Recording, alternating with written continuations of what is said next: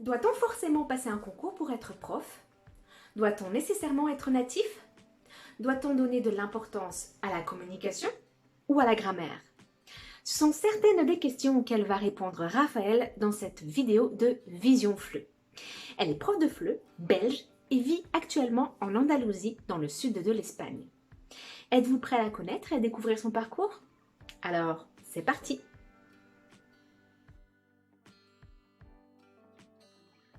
Bonjour Raphaël et merci d'avoir accepté mon invitation. Bonjour Stéphanie, merci à toi de m'avoir invitée. Ça me fait vraiment plaisir d'être une participante de ton super projet. Ben de rien. Alors est-ce que tu peux te présenter, dire un peu plus ce que tu fais dans la vie? Oui, donc bien sûr, je suis Raphaël, professeure de français langue étrangère. Je suis belge et j'habite en Espagne, en Andalousie. J'enseigne le français depuis plusieurs années maintenant et j'enseigne en fait uniquement en ligne à des adultes. Voilà, mon public à moi, c'est un public adulte. J'ai donné cours également dans des écoles secondaires, en fait, quand j'habitais en Belgique et en Espagne aussi, j'ai donné cours dans des écoles secondaires, mais je dois avouer que ma spécialité, mon public, ce sont les adultes depuis plusieurs années maintenant. Ah donc tu as commencé à enseigner en Belgique, tu n'as pas commencé en Exactement. Espagne, comme c'est mon cas par exemple ou autre. Non, non, tout à fait. Donc, quand j'ai terminé mes études, en fait, j'ai directement pu commencer à travailler comme professeur dans une école. En Belgique, c'est assez facile de commencer à travailler. On n'a pas de concours à passer comme dans d'autres pays, comme par exemple la France et l'Espagne. Donc, une fois qu'on est titulaire en fait de son diplôme universitaire, on peut directement postuler dans les écoles ou bien au sein d'organismes. Donc, j'ai commencé à travailler très très tôt et directement dans des écoles, voilà, dans des écoles secondaires, puisque ben, c'était à ça que j'étais en fait préparée. Je pense que s'il y a plusieurs des profs qui nous regardent et qui veulent passer le concours de français en Espagne, ils vont aller déménager en Belgique. En fait, oui, en fait, c'est vrai que je me rends compte que c'est une chance finalement. C'est une chance de pouvoir vraiment arriver, postuler. Bon, après, il faut bien sûr présenter des candidatures, etc. Mais Oui, bon, bah, voilà, en ça fait, tu fonctionne comme ça. postules comme dans n'importe quelle entreprise Oui, finalement, non? tout à fait, exactement. Tu postules. En fait, bon, le système scolaire est un peu plus compliqué. Ça, je ne sais pas si tu veux que ça fasse l'objet d'une question à part ou pas, parce que voilà, Ah bah c'est pourquoi pas? différent, hein. En fait, oui, c'est différent selon chaque pays, mais donc en Belgique, il y a plusieurs réseaux. On appelle ça comme ça, il y a plusieurs réseaux. Il y a l'enseignement qui serait l'équivalent, je dirais, de l'enseignement public. Ça, c'est géré vraiment par la Fédération Wallonie-Bruxelles. Donc là, tu dois envoyer ta candidature à cette fédération et c'est cette fédération qui te contacte selon les postes disponibles. Sinon, après, il y a encore d'autres réseaux. Le plus important probablement, ce serait le réseau catholique. Donc, c'est ce qui reprend toutes les écoles catholiques. Et là, oui, par exemple, tu postules un peu comme en entreprise. Donc, tu envoies ton CV, ta lettre de motivation, tu as un entretien d'embauche, etc.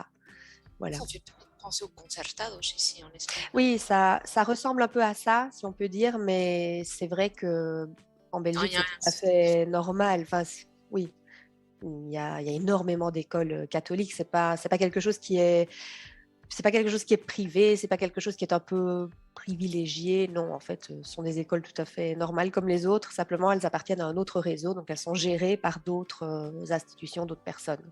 Voilà. Mhm. Mm. Ok. Oui, parce qu'ici en Espagne, bon, en France, je ne connais pas tout à fait le concours, hein. Mhm. Ouais. Mais en Espagne, on me dit il était il est très difficile, quoi. Tu dois connaître, ben, pour être prof de français en Oui. Espagne, tu dois Mhm. connaître ben, tout, littérature, Exactement. Oui. histoire, linguistique, Oui. grammaire. Ben, tu dois tout Bien connaître sûr. de la culture, alors que finalement, tu vas pas les enseigner. Non, exactement. En fait, il faut étudier vraiment énormément de... On appelle ça des thèmes, hein. On va un petit peu traduire les mots dans notre jargon pour qu'on se comprenne. Mais oui, tu dois étudier des thèmes. Je pense qu'en tout, il y en a 85, il me semble, c'est quelque chose comme ça. Donc, c'est assez énorme, en fait. Et tu dois vraiment connaître non seulement la langue sur le bout des doigts, mais en plus, comme tu dis, la culture, l'histoire. Parfois, dans des détails, je trouve que même les natifs ne Ouais. connaissent pas. Il Non, faut mais oui. franchement dire les choses comme elles sont. Voilà, quand tu dois étudier, tu dois te retrouver à étudier l'histoire de, je sais pas, la Deuxième Guerre mondiale. bon, Voilà. c'est pas trop, voilà, mais bon, on n'a pas spécialement toujours non plus tous les détails, tout ça. Donc, c'est vrai que c'est Louis très exigeant. XVI, Mm. Louis XIV, imagine encore plus loin que la Oui, Seconde voilà. Guerre mondiale. Bon, la Seconde Guerre mondiale, Oui, c'est oui. assez contemporain, bon, ok, mais Mhm. c'est Oui, vrai oui, que oui. c'est pas facile du tout. Non, en fait, c'est très exigeant, je trouve. Voilà, c'est normal, en fait. C'est pour pouvoir faire un tri aussi Mais tu as entre dit quand même que en Belgique, c'est exigeant aussi, non, le système, le pour système être. scolaire. Oui, il est exigeant, mais je sais pas, c'est assez différent. Disons qu'on ne place pas peut-être les exigences au même endroit, Donc, tu puisqu'on ne dois n'a pas pas de connaître la concours. culture, en fait, voilà. Non, si, si, bien sûr, mais c'est vrai que on regarde plutôt le profil de la personne qui va vouloir enseigner, c'est ça en fait. Ce qui est cool. On- Bah oui, on regarde ton expérience, on regarde, Tu te débrouilles. oui, voilà, on regarde ce que tu as fait, on regarde, oui, on regarde tout ça. C'est vraiment plus, comment dire, a priori, je dirais professionnalisant, si on peut dire ça Ouais. comme ça, puisqu'au final, c'est de ça dont on est en train de parler, d'un travail, tu vois, d'une profession. On va pas aller voir si tu es, je sais pas moi, si tu as obtenu 10 sur 10 au concours. Enfin, je sais pas, c'est très différent en fait. Là-dessus, c'est très différent. Mais bon, chaque pays a son système et voilà, il faut s'adapter. C'est cool, je ne savais pas ça et je trouve que ça c'est super intéressant en fait Mhm. de savoir qu'en Belgique c'est plus relax. En fait, oui, on pourrait dire ça comme ça. Je voulais pas spécialement utiliser ce mot qu'on utilise Oui, quand parce même que c'est pas tout souvent, mais à fait, mais bon, c'est vrai que comparé à d'autres pays, c'est quand même beaucoup plus relax. mais oui, mais en fait, c'est un peu un stéréotype justement, un peu du bon Du- belge, hein, comme on dit, tu vois, on est un peu, comme on dit, laxiste. Et moi, je trouve que ça, c'est un peu péjoratif quand même, et- mais ça reflète finalement un peu la réalité, oui. Ah oui, On est peut-être moins, oui, moins exigeant, je ne sais pas, plus laxiste, si on, si on peut dire, sur ces aspects-là, oui. Mais c'est logique. maintenant, Comme on dit, mhm. tu vas pas enseigner des trucs, surtout à des ados qui n'en ont rien à faire Ben oui, ben oui, de après les Louis XIV, Louis préoccupations. XVI, Mhm. Flaubert et autres, tu vois. Exactement, exactement. Après, ça dépend aussi un peu enfin, de là où tu vas enseigner, parce que bon, en Espagne, c'est une matière obligatoire. Enfin, non, c'est pas une matière obligatoire, mais bon, en partie, c'est une matière obligatoire dans les écoles secondaires. Après, ça ne l'est plus. Mais je veux dire, ça fait partie quand même des matières qui sont étudiées, qui font partie un peu du tronc commun, si on peut dire ça comme ça. En tout cas, dans la première partie vraiment de l'enseignement secondaire. En Belgique, le FLE, ça dépend où tu es en Belgique, mais c'est pas la même chose, évidemment. Si tu es dans le nord de la Belgique, oui, parce que là-bas, on n'est pas francophone, mais si tu es dans la partie sud, où les personnes sont francophones, le FLE, ça s'adresse à un autre public aussi, en fait. Ça ne s'adresse pas Ouais. aux élèves habituels, je vais dire, qu'on pourrait avoir. Mm. Mais en Belgique, tu n'étais pas professeur de FLE, non? Non, exactement. Donc, en fait, moi, ce que j'ai étudié, alors, bon, mon diplôme exactement, ça s'appelle langue et littérature moderne. Mhm. Voilà, ça s'appelle comme ça. Je fais partie un peu de la vieille école. Ok, c'était c'était langue, littérature, civilisation espagnole. Oui, mais en fait, toutes ces appellations-là, elles ont changé justement pendant mes études. Quand j'ai commencé à étudier à l'université, en fait, on avait toujours des anciennes appellations, c'est-à-dire que j'ai commencé à étudier la philologie germanique. Voilà. On avait philologie germanique et on avait philologie romane et philologie classique. C'était les trois branches. Et en fait, bon, avec le plan de Bologne, etc., toute la restructuration du système universitaire, tout a commencé à changer de nom. Oui. Et finalement, voilà, moi, je me suis retrouvée en langue et littérature moderne. Alors, qu'est-ce que c'est langue et littérature moderne? Bon, bah, c'était étudier, bien sûr, la littérature et la langue, donc la linguistique, de langue moderne euh, par rapport aux langues classiques, qui étaient le latin et le grec. Je pense qu'il n'y avait pas d'autres langues classiques, peut-être l'hébreu. Je crois que dans mon université, il me semble qu'il y avait l'hébreu aussi. Oui, oui, oui. Donc, en fait, les langues modernes, c'était la possibilité, et alors à ce moment-là, c'était assez novateur, d'étudier deux langues, mais une langue germanique et une langue romane. Et donc, Mhm. qu'est-ce que j'ai étudié? Eh bien, j'ai étudié l'anglais et l'italien. Voilà. Donc, Mais l'italien, voilà. c'est pour toi, non? Oui, l'italien, c'était un peu facile pour moi, c'est vrai, mais j'étais très, très intéressée par toute la partie littérature, notamment la partie Oui, linguistique. Je voulais c'est vraiment, voilà. Mm. la langue que tu savais déjà parce que ton père Oui, est. d'origine italienne. Oui, exactement, c'est ça. Pour préciser un tout petit peu. Ah oui, pour préciser un petit peu, c'est vrai, oui, mon père est italien, donc forcément, ben, j'ai toujours baigné dans cette culture-là aussi.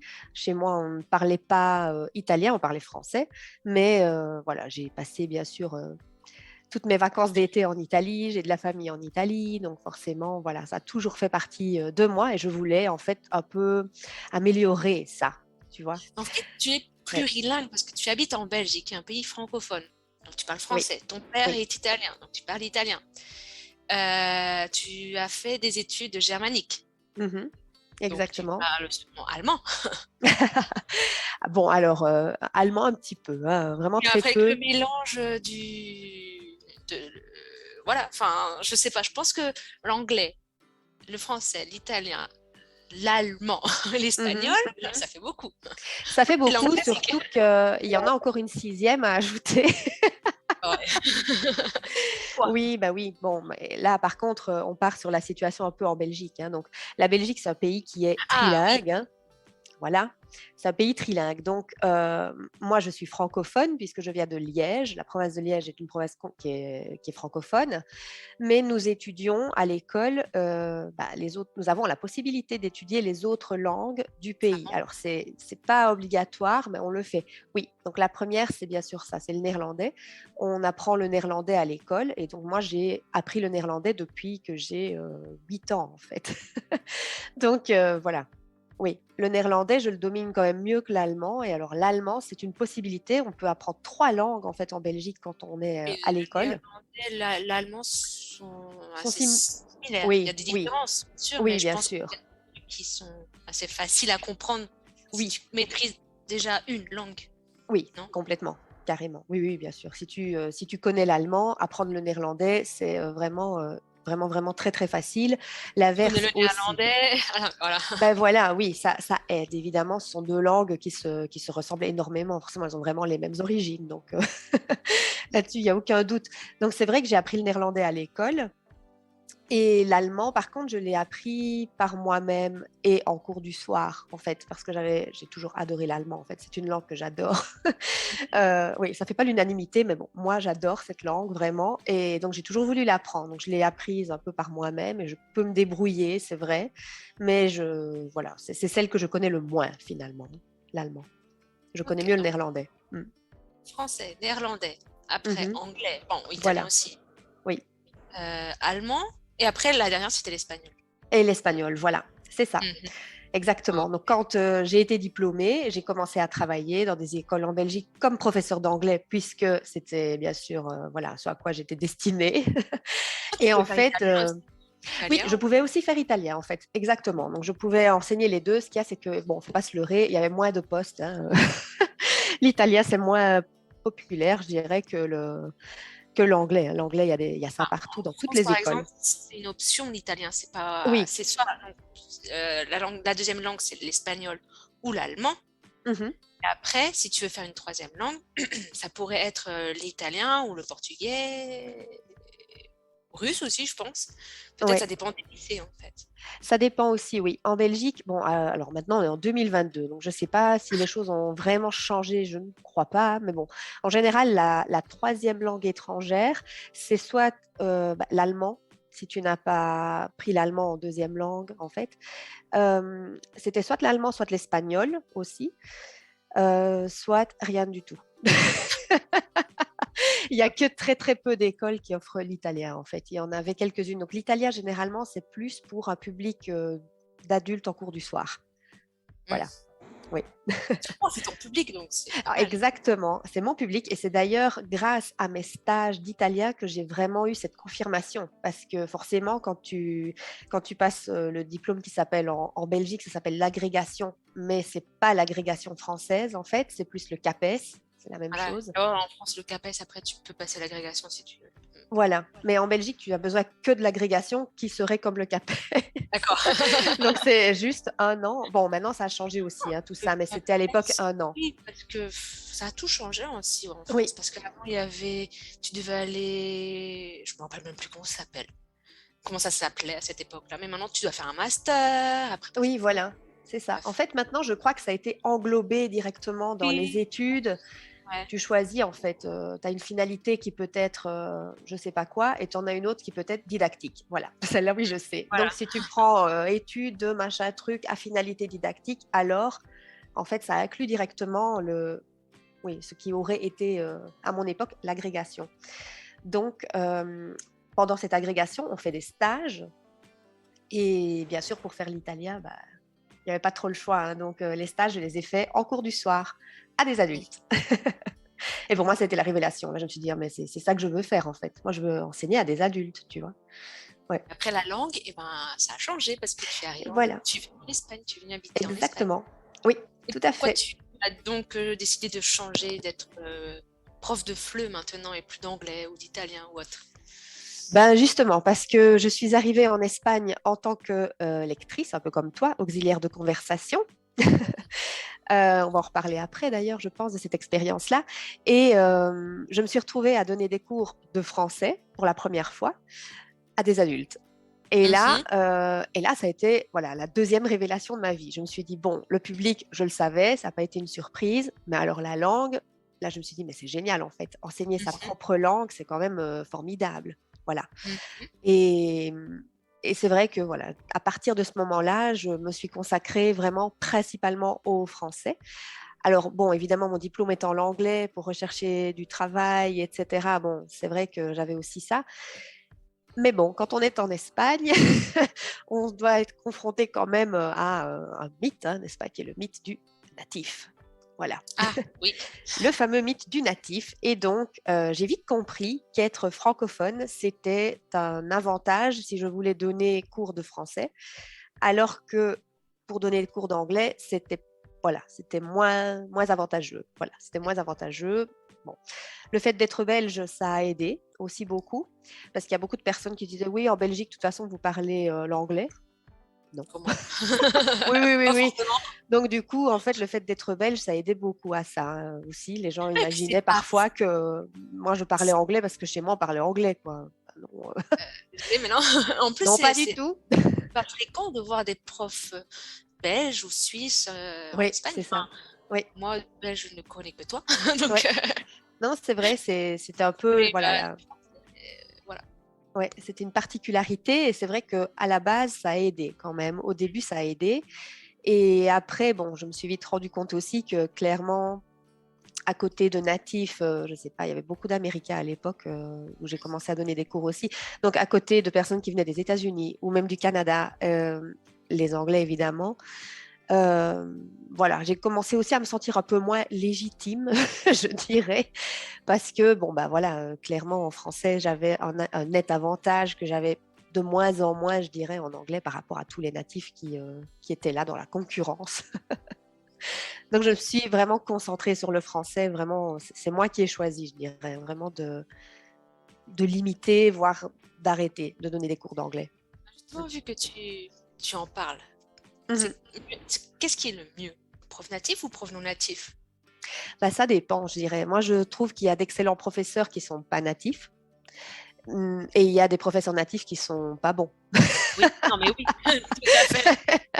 Donc, en fait, ça dépend beaucoup. Moi, je trouve qu'évidemment, l'idéal, c'est d'avoir un professeur natif qui a une très bonne formation. Non, mais l'idéal, ça ne veut rien dire. Voilà, il n'y a pas d'idéal, je pense, comme tu dis. Mhm. Ouais.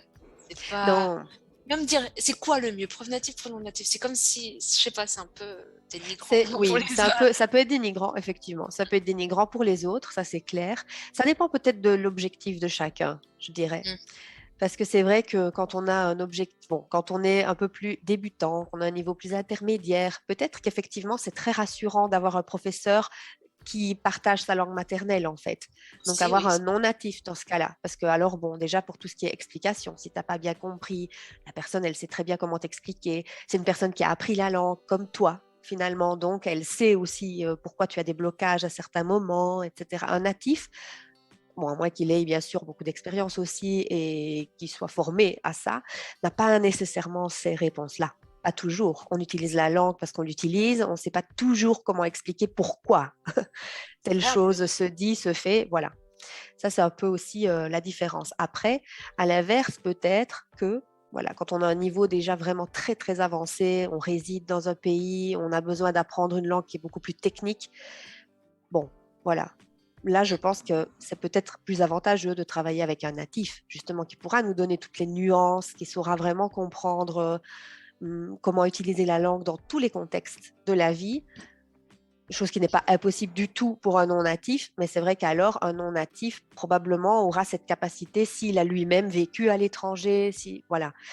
Il y a des Ça relations dépend de la fortes, personne, oui, on voyage souvent. aussi, voilà. Oui, ou être vraiment entouré de francophones, etc. Oui, donc ça dépend plus de la personne que du profil simplement natif, non natif, ça va au-delà de ça, je pense.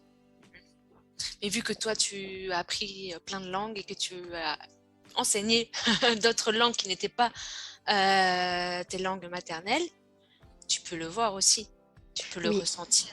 exactement. Ça, c'est un avantage aussi, je pense. Bon, là, je prêche pour ma paroisse, évidemment, mais oui, très souvent, c'est vrai que les élèves me le disent. Ils sont assez contents, je vais dire, parce qu'ils savent que je comprends pourquoi ils font Ah des oui, erreurs. Je voilà. peux anticiper beaucoup de choses.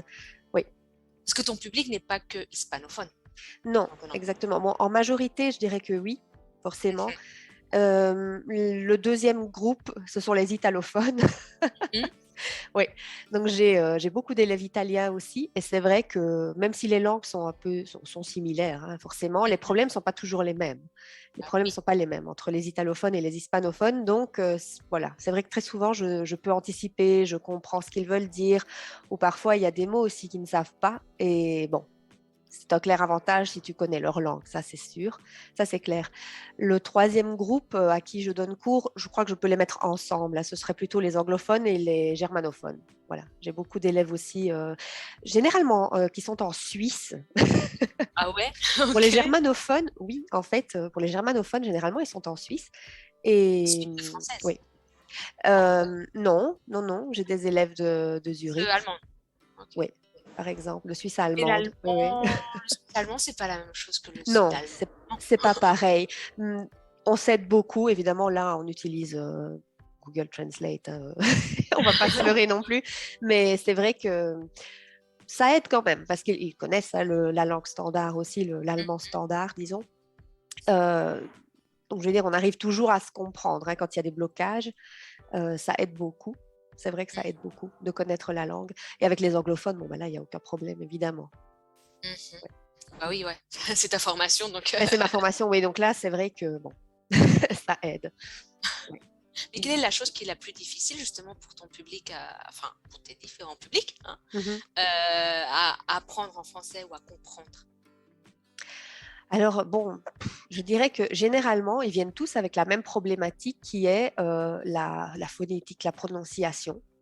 Il y en a Mhm. beaucoup qui me mentionnent ça.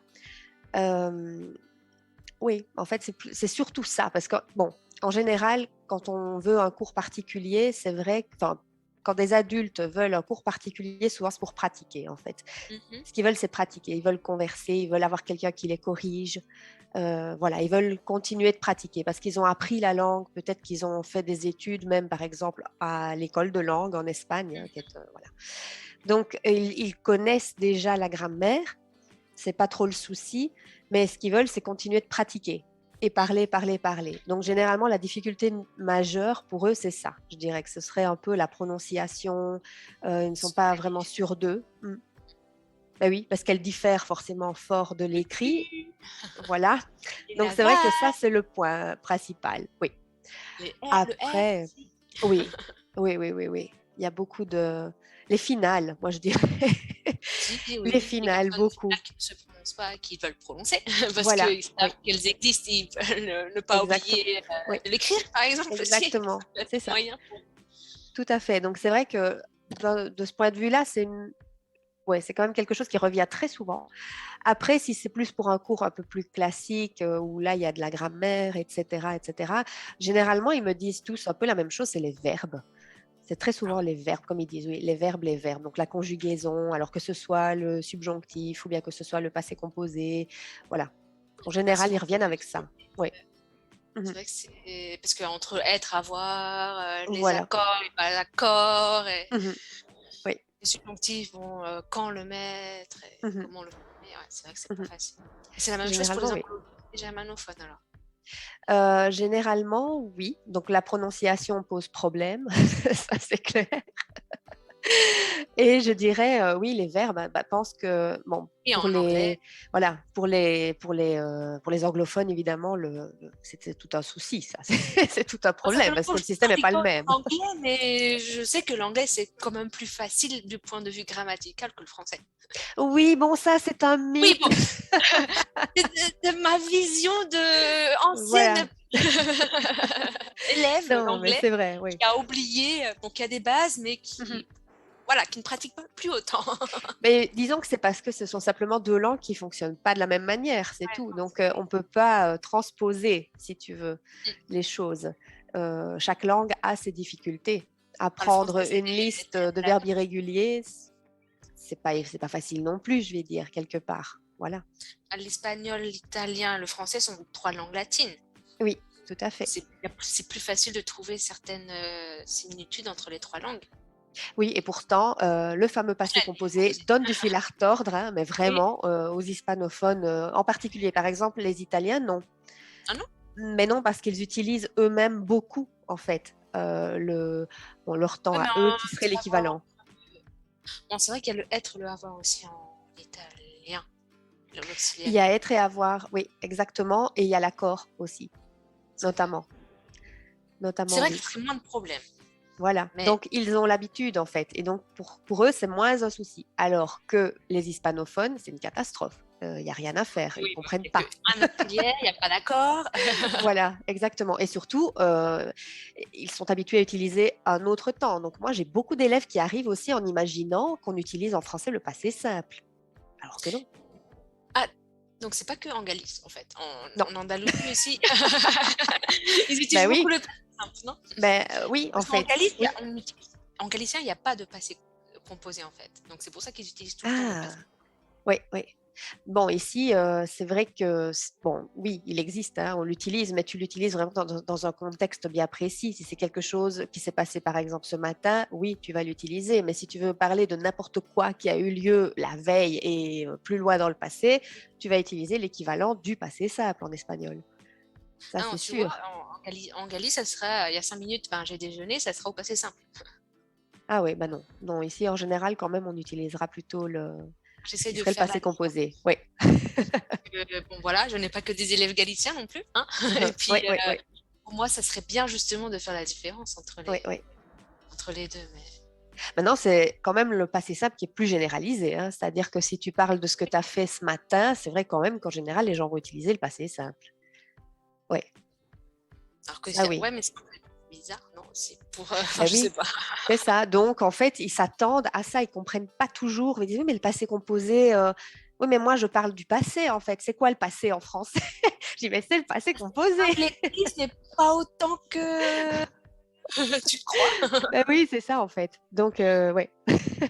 En littérature, quoi, c'est ça le truc, ou dans certaines expressions très avec Très être, spécifique. Oui, très précis, exactement. Mhm. Tout à fait. des choses comme ça. Donc, bon, oui. C'est plutôt ça, oui. Je dirais que la difficulté majeure pour moi, c'est ça. Pour les hispanophones, en tout cas, ce serait ça. Oui, Donc, c'est sûr. mais donc, toi, quand tu es arrivé en Espagne, tu as aussi dû apprendre l'espagnol, ou tu savais déjà parler un petit peu l'espagnol? Alors, bon, bon, forcément, voilà, vous avez déjà bien compris qu'en Belgique, on apprend des langues principalement germaniques pour commencer. Donc, bon, moi, j'avais déjà appris le néerlandais, l'allemand, j'avais pris en cours du soir. Puis, bon, à l'université, j'ai fait anglais et italien. Ça laissait peu de temps pour l'espagnol. Mais Ouais. j'ai quand même Ah, ok. fait quelques cours. Si, j'ai fait quand même quelques cours du soir qui, en fait, se donnaient le samedi matin. Mais bon, c'était des cours du soir quand même, d'espagnol. J'en ai fait pendant 2 ans et demi. Mais bon, il y a longtemps, hein, voilà. Je faisais ça en fait quand j'étais encore moi-même à l'école secondaire. Donc je dirais entre 16 et 18 ans. Le samedi matin, eh ben moi j'allais au cours d'espagnol en fait. Voilà. Une férue de langue, toi, t'adores les Oui, langues, tu es une passionnée. oui, toujours aimé ça. Franchement, oui, je, je le dis clairement. Quelle J'ai langue tu toujours, voudrais apprendre et que tu n'as pas encore apprise? écoute, j'ai voulu apprendre plusieurs autres langues que je n'ai pas que j'ai regardé comme ça par curiosité, mais que j'ai jamais apprise en fait. J'ai eu tout à un moment donné une lubie un peu avec le catalan parce que, bah voilà, je me suis rendu compte que évidemment en Espagne c'était très important, etc. J'ai travaillé à Barcelone aussi, donc voilà. J'ai voulu apprendre le catalan. J'ai voulu apprendre un petit peu le portugais aussi. Ouais, Parce que voilà, bon, pourquoi pas. Sinon, dans des langues un peu plus exotiques, si je puis dire, j'ai voulu apprendre le russe aussi. Et j'ai voulu me mettre un peu au japonais. Le japonais, j'ai très vite laissé tomber. Je m'en suis juste tenue un peu au kanji parce que, bon, voilà, déjà apprendre rien que ça, je me disais, c'est pas mal. Mhm. Et puis bon, la possibilité aussi de le parler, de le pratiquer était très, très, très infime. Voilà, il faudrait vraiment que je fasse un voyage au Japon. Enfin, c'est pas quelque chose que j'aurais envisagé comme ça. Et le russe non plus. Mais le russe, ça m'a toujours un peu plus attiré quand même que le japonais, peut-être par rapport à la littérature aussi. Euh, bon, l'histoire quand même, hein, puisque ça fait partie de notre histoire aussi, l'histoire européenne.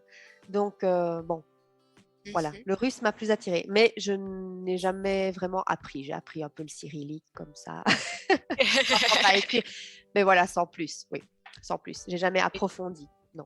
Tu as beaucoup plus appris l'espagnol quand tu es arrivée en Espagne. Voilà, oui, concrètement, C'est bien. c'est ça, oui. J'avais vraiment la base, hein, c'est-à-dire que j'étais restée au niveau débutant. J'avais pas fait plus que ça.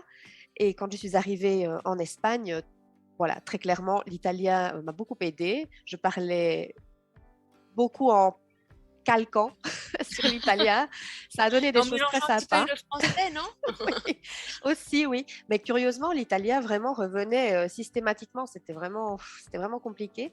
D'ailleurs, c'était très curieux parce que la première année, les personnes ne savaient pas vraiment, ne trouvaient pas d'où je venais, tu vois. Parce que forcément, j'ai pas un accent français, donc en m'entendant parler, on pouvait pas directement dire oh elle vient de France, parce que voilà, en parlant en espagnol, on sent bien que j'ai pas les mêmes tics, je dirais, de langue que les Français, euh, notamment les nasales. Ça, non. Mais donc, avec l'italien, etc., on m'a demandé, mais tu viens de Galice, en fait. On me l'a Ah dit, ouais? ça. Ok. Oui. On m'a demandé si je venais de Galice. Je dis non, pas du tout. On m'a demandé si j'étais argentine, alors que non, pas du tout Mhm. non plus. Donc, c'est vrai que ça crée un petit mystère comme ça. On se disait, mais elle vient d'où, elle, en fait? Et en fait, bon, bah voilà, je suis juste belge. Je suis belge. Oui, juste Ils ont belge. dû se dire, mais les Belges, ils parlent tous comme ça, espagnol? Mais non, mais c'est vrai qu'en général, je me suis rendu compte qu'il y avait quand même cette image du belge plurilingue. Mhm. Oui, voilà, les personnes, généralement, oui, avaient un peu cette image des Belges. Oui, mais vous parlez plusieurs langues. Chez vous, de toute façon, tout est en plusieurs langues. Et c'est vrai que, oui, c'est vrai, en fait. Voilà, oui. C'est vrai, typiquement, on est habitué depuis petit à ça. Bon, la télé, elle est en français, hein. On a tout qui est doublé. Mhm. Évidemment, pas comme les néerlandophones, pas comme les portugais. Notamment, les Portugais ont la chance quand même d'avoir aussi des films directement en anglais. Nous, non. C'est pas comme ça. Mais c'est vrai que voilà, les autres langues sont toujours présentes, toujours là. Donc, on est habitué à ça finalement. Et en Et donc, combien pour de en temps, revenir à l'espagnol, pardon, c'est vrai combien de temps tu as que pris pour mettre l'espagnol? ben, Pour apprendre pour apprendre l'espagnol. l'espagnol, ben, en fait, je l'ai appris, je vais dire, sur le tas, en travaillant. Et est-ce qu'on peut vraiment mettre du temps? Je ne sais pas, parce que Je pense qu'on continue toujours d'apprendre. oui, bah, c'est ça. En fait, moi, à l'heure actuelle, j'apprends toujours, hein. Ce sont les situations que tu vis qui font aussi que tu apprends du vocabulaire, tu apprends des choses. Donc, j'étais vraiment à l'aise et j'ai pu vraiment parler avec tout le monde, comprendre parfaitement en à peine quelques mois. Ça, oui. Ouais. Ça, c'est vrai, oui. Oui, clairement, oui. Quand je suis arrivée, j'arrivais un peu à me débrouiller, c'est vrai. Je comprenais beaucoup plus que ce que je parlais, mais bon, voilà. Je dirais qu'en 2, 3 mois, honnêtement, j'étais vraiment à l'aise dans la langue. Et tu vois, Mm. moi qui ai fait une licence d'espagnol en France, mais c'est la même chose. Quand je suis arrivée ici, en 2-3 mois, je me suis dit, ah ouais, quand même.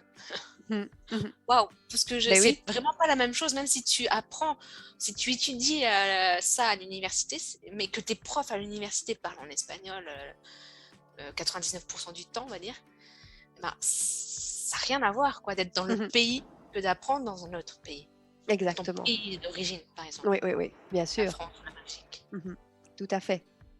tout à fait. Et puis, bon, on est un peu privilégié aussi, puisque on apprend la langue, c'est vrai, mais comme toi aussi, on a eu la possibilité de travailler aussi directement dans une structure, dans une école, en fait. Tu vois, c'est En plus, peut-être dans pas les... le cas.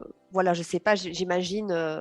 Peut-être, je sais pas, je dis comme ça, un avocat qui va aller travailler à New York. Bon, bien sûr qu'il va apprendre, mais c'est pas la même chose. Nous, enfin, en tout cas pour moi, j'imagine que pour toi c'était pareil, je sais pas, mais j'étais vraiment entourée de passionnés. Enfin, tous les professeurs de langue, de toutes les langues qui étaient enseignées à l'école de langue où j'étais, c'était tous des passionnés, en fait, des passionnés de langue. Ils étaient tous très, très, très intéressés par, je sais pas, par mon parcours, par la Belgique, etc. Donc, d'insta, ils venaient aussi me poser des questions. Donc, on a tout de suite créé des bonnes relations. Euh, j'ai énormément appris d'eux. Et puis, bon, comme ce sont des professeurs, Mhm. tu vois, c'est un autre public aussi, enfin un autre public, c'était un autre entourage, je veux dire. Ça aide beaucoup aussi. Je crois que pour progresser, voilà, le fait déjà d'être dans le pays, c'est une chose, c'est clair, mais en plus, le fait d'être entouré de personnes qui t'aident, ça fait beaucoup. Voilà. Vivre en colocation. Parce que moi, la première Et année, la j'ai vécu en coloc. colocation. Oui, moi C'était aussi. ma seule année de colocation, à vrai dire. Mhm. Mais ça m'a beaucoup aidé aussi. Oui, Ça. oui. Oui, très clairement. Oui, oui. D'ailleurs, ça a toujours été. C'était mon challenge, en fait, c'était comprendre le Ouais. propriétaire. Oui, bah oui, parce que imagine un peu, moi qui venais de débarquer, j'arrive Uh-huh. donc à Jaén, parce qu'à la Mm. base, c'est là. Donc, Jaén, c'est pas la ville la plus touristique d'Andalousie, loin de là. Voilà, à part des oliviers, à la base, on ne sait pas trop ce qu'il y a. Il y a plein de choses, hein. Mais quand tu découvres, quand tu viens d'arriver, bon, voilà, c'est un peu surprenant. Donc, moi, j'étais là-bas et mon propriétaire était un homme, je ne sais pas, il devait avoir, je sais pas moi, 70 ans, quelque chose comme ça, 70 ans pour les francophones, pardon, pour les Belges, Pour les francophones aussi, oui. oui, Enfin, pour bref. les, Les Suisses. pour les Belges et les Suisses. Mais oui, franchement, il était âgé et c'était typiquement, voilà quoi, l'homme un peu des campos, comme on dit ici. Oh, ouais. Paysan. Ah Plouc. oui, mais clairement, avec, pour moi en tout cas, un accent quand même, C'est fort. oui, fort. C'était vraiment pour moi très compliqué, je ne L'articulation. comprenais rien, quoi. Oui, L'articulation chez les personnes l'articulation, âgées, voilà. déjà, elle est différente. Donc, plus on Oui, vieillit, moins on parle. tout à Enfin, fait. c'est triste à dire, mais Mhm. c'est comme ça. On parle Oui, de oui. moins en moins bien. Donc, Mhm. Tout à voilà, c'est fait. une difficulté en plus.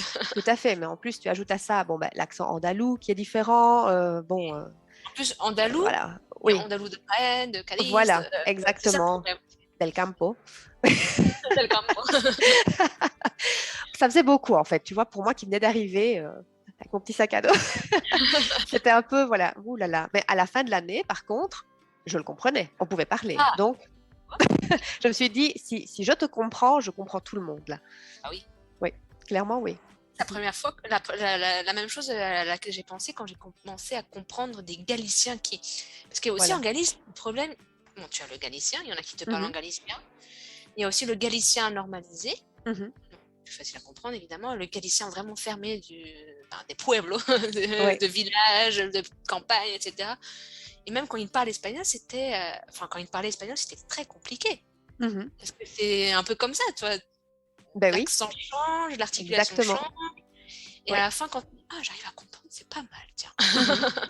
Ben oui, c'est ça, tout à fait, tout à fait. C'est aussi la richesse, je pense, qui est, enfin, qu'on a quand on a la possibilité d'habiter à l'étranger, de travailler à l'étranger, etc. C'est qu'on est confronté vraiment à plein de personnes complètement différentes et on a un enrichissement là qui est énorme par rapport, bien sûr, à apprendre la langue uniquement dans un cours plus classique. Voilà, on a les camarades de classe, on a le professeur, les professeurs, ça dépend un peu.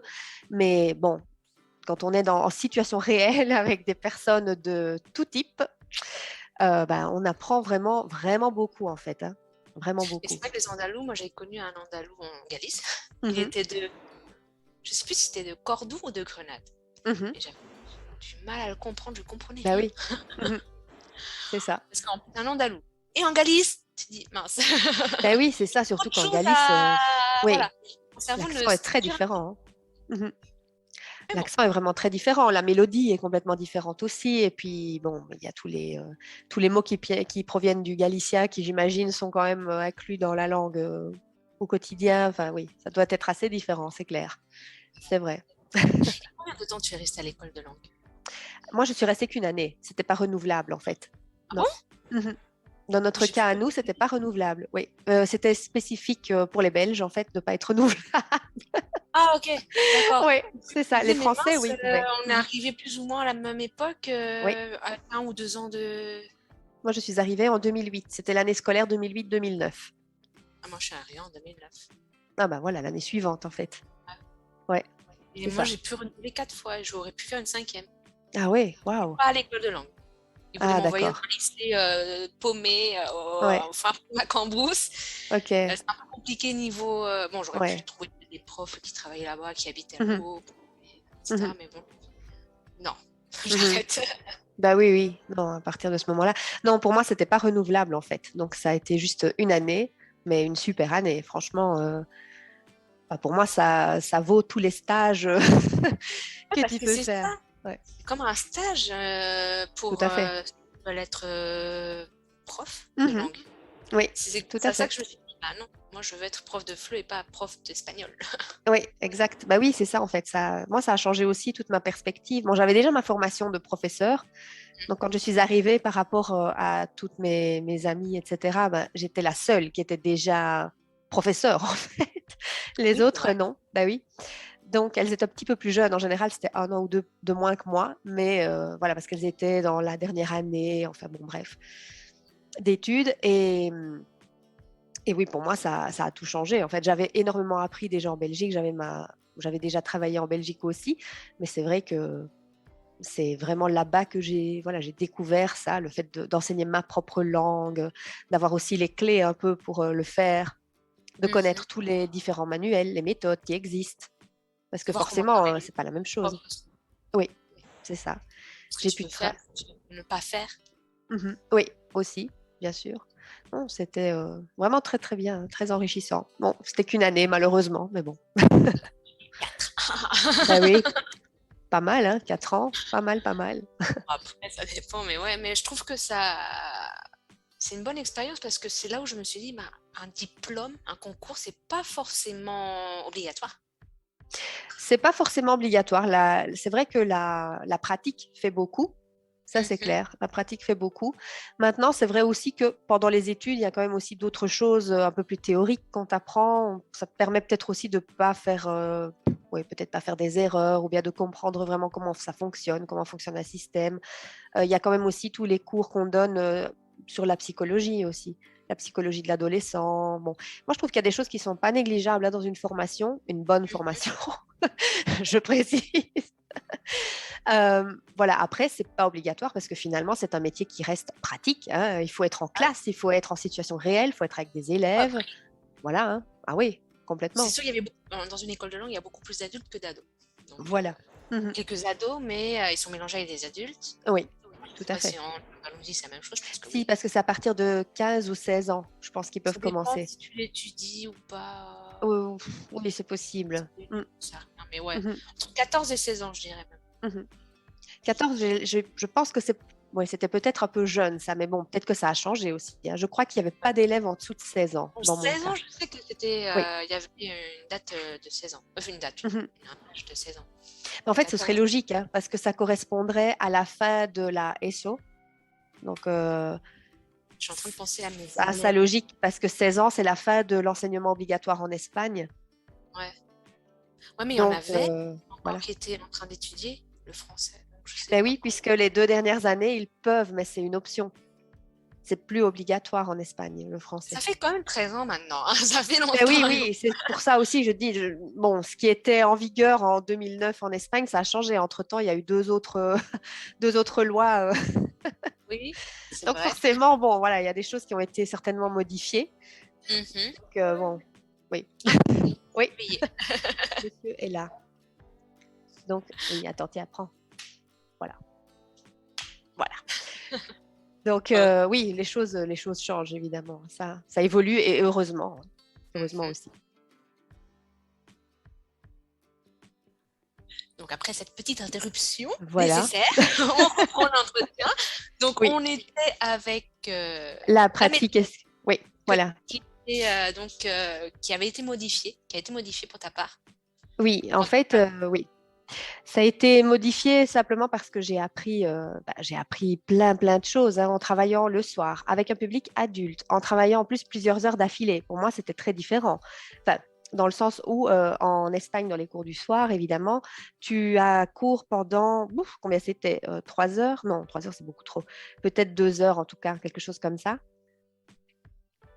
Je ne sais Moi, je plus. sais pas, bon, ça dépend peut-être des écoles aussi.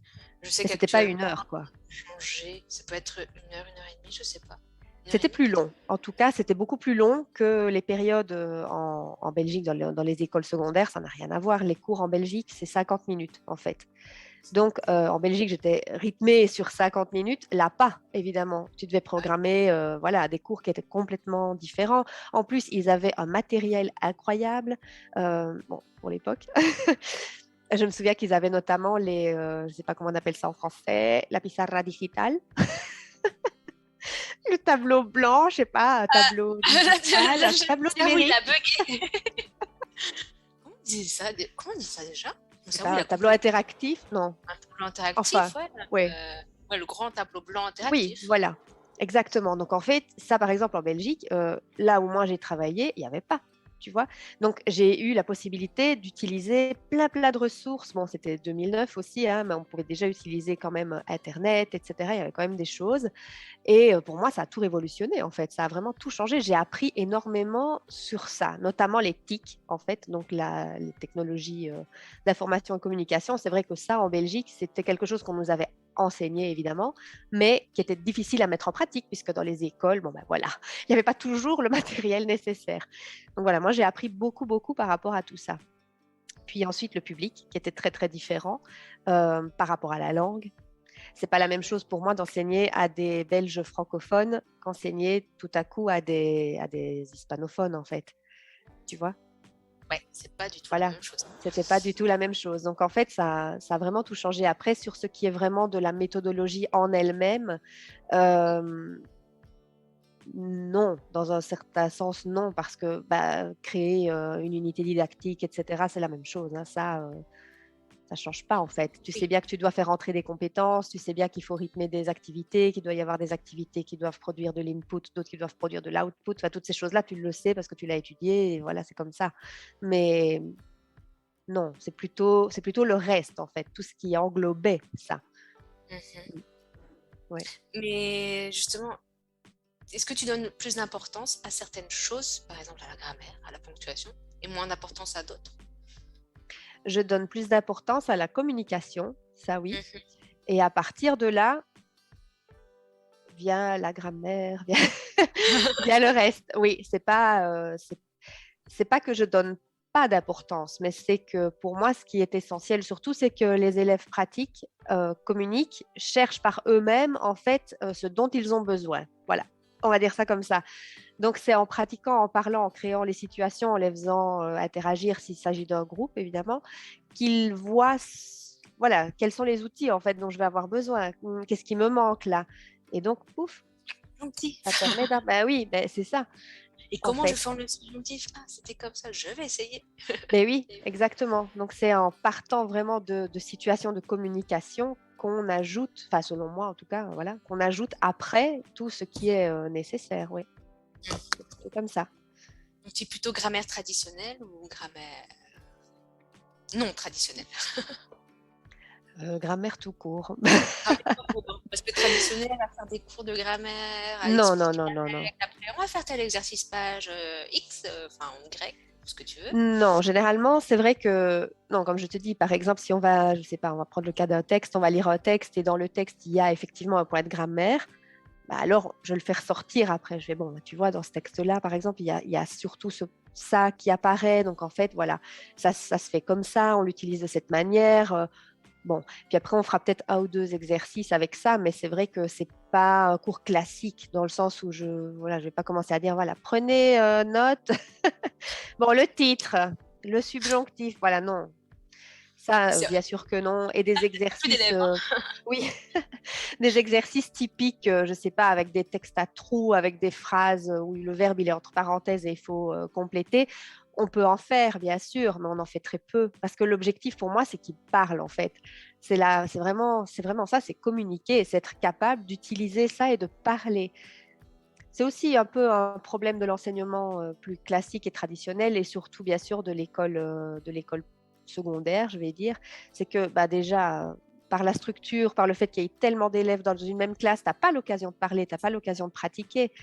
Donc, être capable d'utiliser une règle et de l'appliquer, donc de mettre correctement le verbe à la bonne forme, beaucoup d'élèves peuvent y arriver, peuvent le faire. Mais après, quand il s'agit de répondre, paf, du tac au tac, c'est autre chose en fait. Voilà. Donc pour moi, ce qui est important, c'est ça. C'est plutôt Donc, je pense qu'ils que c'est arrivent à le important. faire. Ouais. Voilà. Mm. Et bon, c'est pas. On peut donner des petits exercices comme ça. Moi, par exemple, Voilà. j'en donne à la maison avec les corrections, des exercices Mhm. autocorrectifs.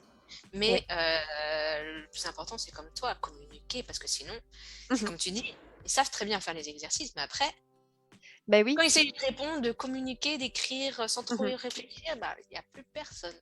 Exactement, c'est ça. Donc pour moi, ce qui est essentiel, c'est surtout ça. Et je corrige alors bah, systématiquement Mhm. aussi. Oui. Et alors ça rentre. Je sais pas. Le fait aussi, quand tu fais l'erreur 3, 4, 5 fois et que Au je bout d'un suis là moment, derrière, non, à même, hein, recorriger, il y ben, en au final, ça a, rentre. oui, au final, mais il y en a quand même ils ont du mal. Oui. Parce que Il y en moi, a, ça persiste. Ah oui. je me rappelle un élève ou une élève, enfin, quelqu'un, Mhm. mais non, mais non, mais non. Et c'est compliqué jusqu'à ce qu'ils comprennent ou qu'elles comprennent, c'est très compliqué. Exactement. Oui, Parce que tout le temps en train de ça peut parler. parfois être très persistant, c'est clair. D'où l'intérêt aussi des exercices. Les exercices ont un intérêt. Ça, il ne faut pas non plus le nier, mais il faut pouvoir faire un peu de tout. C'est comme tout, en fait, avec modération. Voilà. Trop d'exercices tue l'exercice, hein, clairement. Donc non, il ne faut pas non plus passer 1 heure à faire ça, ça n'a pas d'intérêt, mais ne pas en faire, c'est pas spécialement bon non plus, hein. Une méthode 100%, je sais pas moi, où on ne fait que parler, et on ne pratique jamais la langue à l'écrit, par exemple, ça ne va pas. Il faut quand même aussi pratiquer l'écrit, ça c'est sûr. Bon, sauf si, comme moi, tu proposes des cours de conversation. Oui, bien sûr, la conversation, oui, la Je propose conversation, oui. pour les niveaux, d'autres niveaux, Mhm, mais quand c'est écrit conversation, c'est conversation, bien sûr. mhm, Et quelles exactement. astuces ou conseils tu donnerais aux profs? À quel point de vue? Par rapport à la préparation, par rapport à quoi? S'il y a des conseils pour tout. Voilà, à la préparation, l'enseignement, à ce que tu veux, ce qui te vient à l'esprit. Oui, en fait, je dirais que pour moi, la première chose, c'est d'aimer ce qu'on fait. Ça, c'est essentiel pour moi. C'est-à-dire qu'il faut vraiment, oui, il faut prendre plaisir aussi à ce qu'on fait. Donc, si tu donnes un cours et que tu n'aimes pas ce que tu es en train d'enseigner, ça va se ressentir. Ça, c'est sûr, déjà. Donc, il faut être sûr quand même de parler de choses que tu aimes aussi. Mhm, Il faut faire les choses parce que tu sais que ça te plaît, que toi-même, si tu étais l'élève, bah, ça te plairait de faire ce que tu es en train de faire, en fait. Voilà, pour moi, ça, c'est déjà un point quand même qui est important. Ensuite, en ce qui concerne la préparation, par exemple, ben, je pense que c'est important de préparer, mais qu'il faut surtout aussi laisser de la place à la spontanéité. Ça, pour moi, c'est très important. Parce qu'au final, dans un cours, tu peux avoir prévu plein de choses et tu vas peut-être pas faire la moitié parce qu'il y a plein d'imprévus qui vont arriver. Et c'est ça qui est chouette, en fait. C'est ça qui est beau dans le métier de professeur, je trouve. C'est que, au final, c'est surtout une interaction avec des personnes. Et c'est ça qu'il faut prendre en compte. Oui, le fait que tu as beau tout préparer, tout prévoir, avoir vraiment fait un truc qui est bien ficelé de A à Z, il n'y a rien à faire à partir du moment où tu travailles avec le public, parce que c'est ça, c'est un public que tu as devant toi, bah, il faut prendre en compte ça. Et les choses, elles peuvent changer, elles peuvent être modifiées, et c'est pas grave du tout. Il faut juste voilà, accepter ça et être plutôt être très flexible, je dirais. Être mhm, très bon, pouvoir porter plusieurs casquettes, tu vois, en même temps, et s'adapter finalement à qui tu as devant toi. C'est surtout mhm. ça. Mm. Voilà, moi je dirais ça, ouais, comme conseil. Et je t'avais pas posé la question. Je n'arrive plus à parler après tout ce temps. Je ne t'ai plus pas posé la question, mais tu as fait un petit travail de traductrice aussi, non? Alors, je ne suis pas traductrice à la base, mais c'est vrai que mon diplôme en Belgique, en tout cas, m'autorise à exercer comme traductrice si je veux. Alors, pas traductrice non plus spécialisée, dans le sens où il faudrait alors avoir ajouté, bien sûr, quelque chose. Mais c'est vrai que, voilà, oui, normalement, en fait, je peux accéder à différents travails oui, de traducteur. Je réfléchis, mais par exemple, c'est vrai que voilà, je travaille avec notamment un professeur de philosophie. Oui. Mhm. Voilà, et je fais avec lui principalement ça, principalement de la traduction, presque interprétation, je dirais, pratiquement, de l'anglais vers l'espagnol. Oui. Alors Ok. normalement, quand tu te fais de la traduction, tu traduis vers ta langue maternelle. Oui, C'est bah un oui, peu toi, ça tu fais l'idée. Ouais. Voilà. Mais là, non. Avec lui, c'est pas comme ça. Là, lui il est asturias, justement. Donc, voilà, avec lui, il faut l'aider à traduire des choses généralement qui sont écrites en anglais parce qu'il y a très, très peu de sources dans le monde vraiment, voilà, de la philosophie, de la psychanalyse, etc. Il y a peu de choses, en fait, qui sont disponibles directement en espagnol. Il faut aller chercher des sources qui ne sont pas traduites. Euh, voilà, dans le monde plutôt anglophone. Et donc, je traduis avec lui énormément de choses de l'anglais à l'espagnol. Voilà. Sinon, j'ai fait aussi quelques petites choses de traduction, ça m'est arrivé aussi, notamment en Espagne. Hein, j'ai fait aussi de la traduction, là, c'était technique, de Mhm. machines agricoles. Ok. Ouais. Là, c'était de traduire en fait les manuels d'utilisation des machines Mhm. spécialisées dans le monde de l'olive, en plus. En plus. Voilà, Mais donc tu vois, c'était les machines qui servent à la récolte d'olives. Enfin voilà, on était vraiment voilà, el campo. Donc, Jaén, exactement, Mhm. capitale mondiale de l'huile d'olive. Donc, mais c'est vrai. Donc en fait, je traduisais les manuels techniques de ces machines vers le français. J'ai fait ça aussi. J'ai fait des petites choses comme ça, mais c'était plutôt ponctuel, tu vois. C'est pas C'est pas un quelque chose que tu travail. Non. aimerais. Si, en fait, j'aime bien. J'aime beaucoup traduire. Ce qu'il y a, c'est que c'est un peu difficile, je trouve, de se faire une place dans ce petit monde-là. C'est assez compliqué. Déjà difficile d'être prof à son Oui, compte. Alors imagine être traducteur indépendant. exactement. Et encore plus si tu n'as pas une spécialisation, tu vois, notamment, par Et exemple, tu en peux te Espagne, pour être traducteur spécialiser en machine juré. Bon, agricole. oui, oui, bien sûr. Mais bon, voilà, pour le moment, voilà, c'est plus ponctuel et c'est plus pour aider vraiment des choses bien spécifiques. Voilà. Ok, Oui, très bien. Bah, merci et d'avoir merci à toi. répondu à mes questions. Merci C'est de beaucoup. très long entretien. Oui, je sais pas, en fait, j'ai l'impression que c'est plus ou Entretien moins de dans la moyenne, non? un- 1 heure quand même, hein, je pense, à Oui, peu oui, près. quand même. Quand même.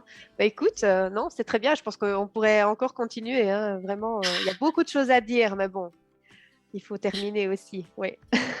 Et au revoir. Ben, merci à toi. Passe une excellente journée alors. Et on se Égal. retrouve très bientôt sur les réseaux sociaux. Et Ciao, merci. ciao.